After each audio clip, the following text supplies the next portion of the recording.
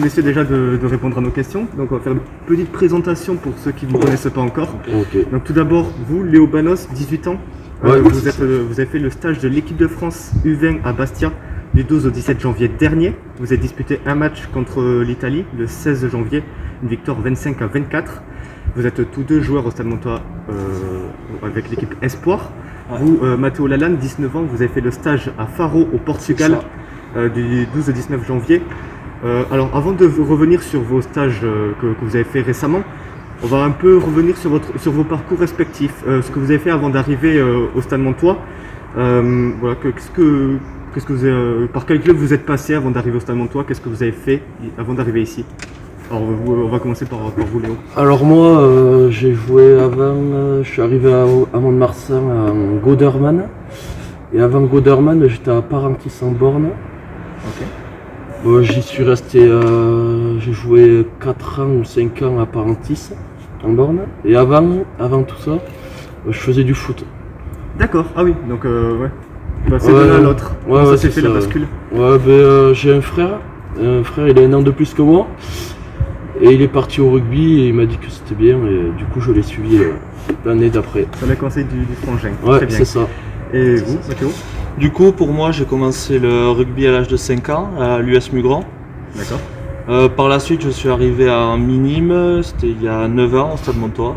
Et du coup, j'ai fait mes classes et maintenant je suis 100% en espoir. Voilà. C'est quasiment tout au Stade Montois. C'est ça. Vous êtes deux purs produits de la formation landaise, si on peut dire on ça peut comme dire ça. Ouais, vous avez fait toutes vos formations dans les Landes.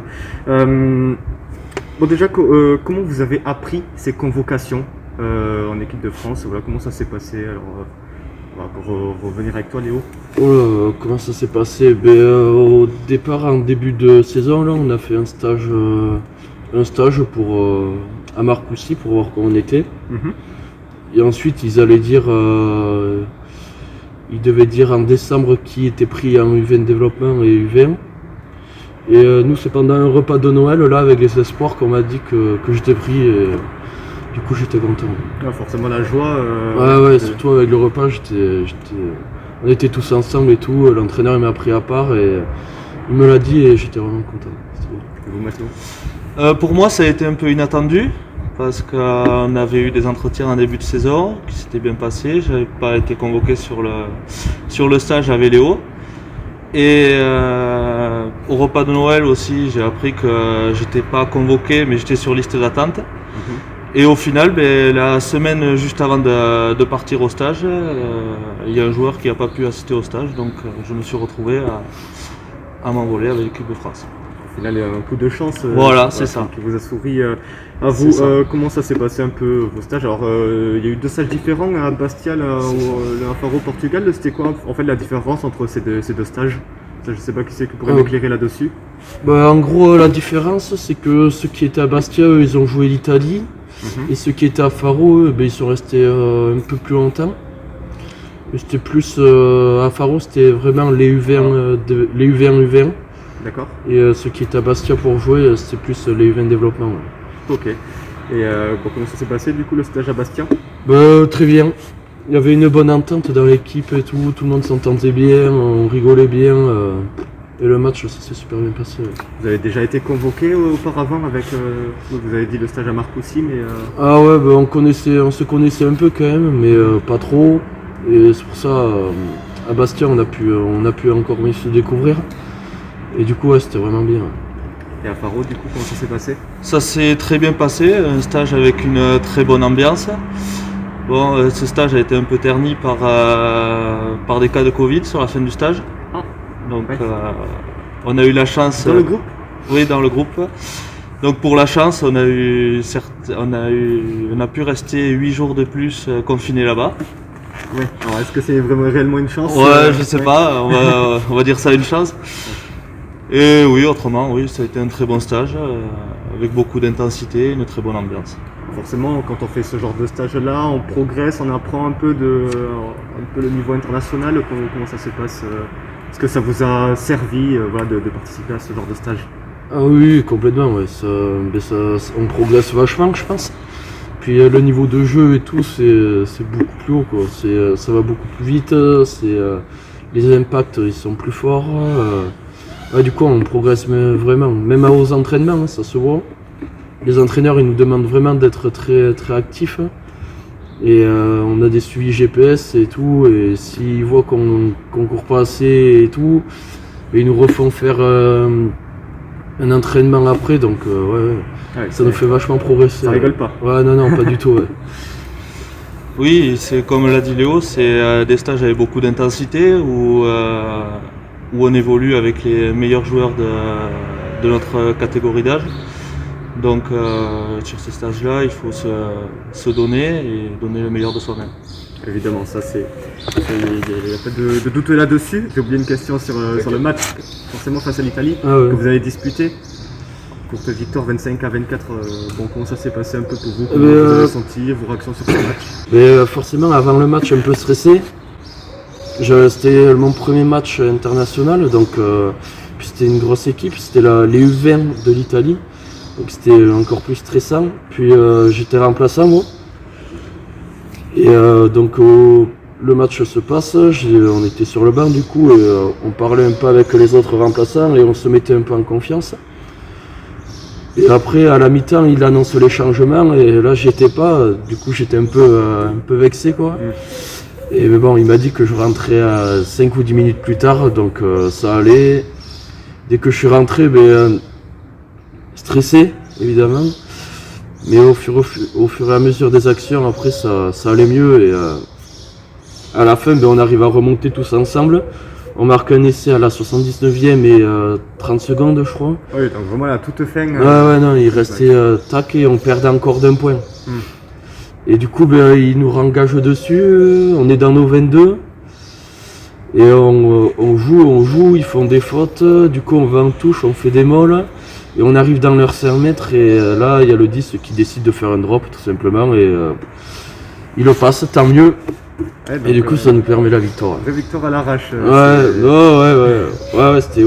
C'était tendu. Ouais. C'est la première fois que vous disputez des matchs du coup avec ce groupe-là, ce groupe de France U20.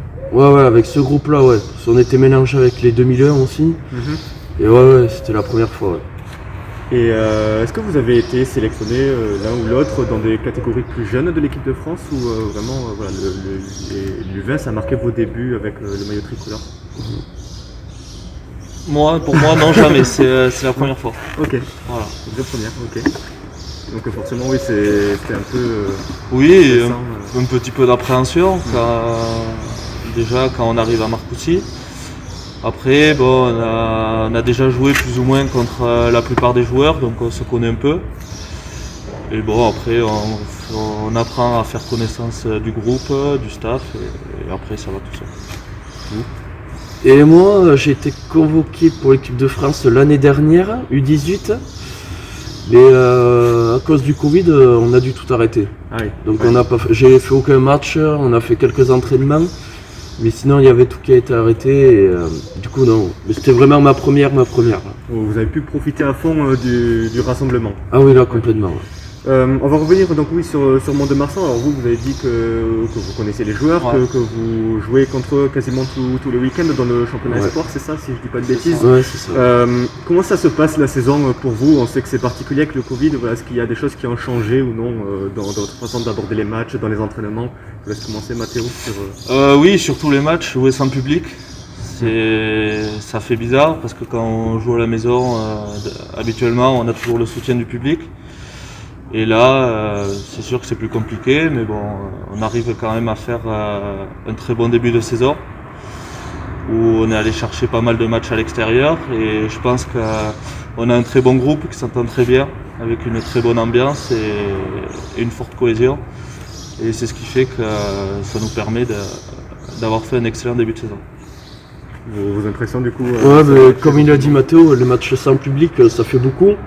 Parce que surtout nous, quand on est à la maison et quand on a du public, franchement, c'est pas du tout le même match.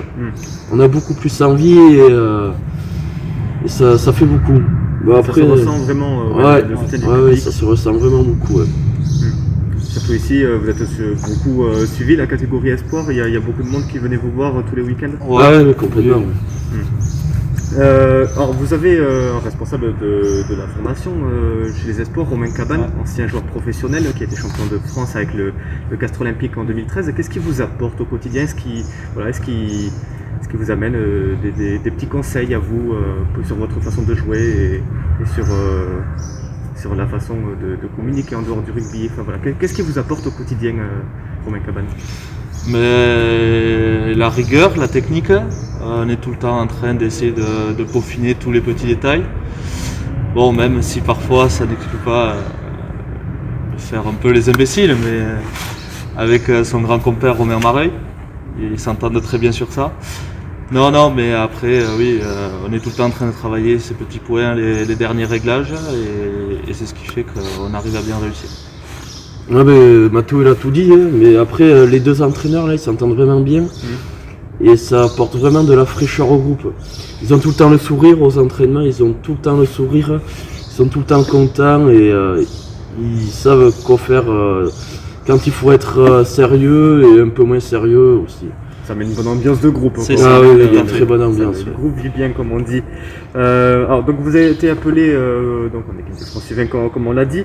Vous êtes jeune, vous êtes au début de votre carrière finalement de rugbyman. Est-ce que vous commencez à vous projeter un peu sur le long terme? Voilà, vous avez été appelé en équipe de France U20. Alors, est-ce que vous avez des ambitions voilà, de continuer à jouer avec les U20 sur le long terme? Pourquoi pas intégrer le groupe professionnel pour Jean Pro D2? Enfin voilà, quelles sont vos ambitions là, sur un futur proche et plus lointain? Pour moi, le futur proche, ça serait d'intégrer je m'entraîne un peu déjà avec les pros, mais ça serait d'essayer cette année de faire une feuille de match avec les pros. Après, si par cas il y a une autre sélection en U20, oui, mais la priorité, ça sera le club. Très bien. Et pour vous? Ouais, ben moi aussi, pareil, s'il y a quelque chose à aller chercher en U20, ben, tout faire pour être pris. Et avec les pros là, ben, on s'entraîne de plus en plus. Il y a beaucoup d'espoirs qui s'entraînent avec eux. Et du coup, si c'est pour aller chercher quelques matchs avec eux cette saison, ouais, c'est bien. Ouais. Donc c'est vraiment ça l'objectif sur le court terme, aller faire quelques matchs avec les Ah pros. oui, complètement. Ouais. Surtout pendant cette trêve là, avec les espoirs. Hein. C'est ça.